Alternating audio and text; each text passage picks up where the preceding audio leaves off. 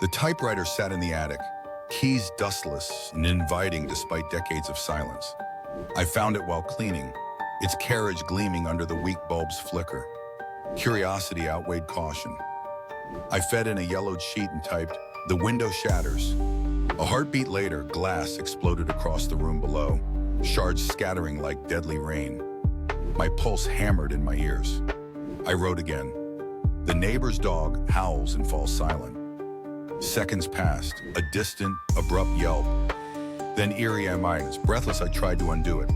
The dog is fine, but the typewriter jammed, refusing to let me correct fate. My hands shook uncontrollably. I typed, "A stranger knocks at the door." 3 sharp raps echoed through the house. I peered down the stairs.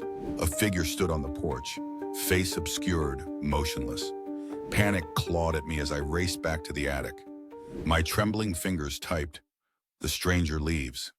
Yet the keys stuck immovable. Heavy footsteps creaked up the stairs. I realized then, the typewriter didn't just create events, it demanded them. The last thing I managed to type, as the door handle slowly turned, was my own name.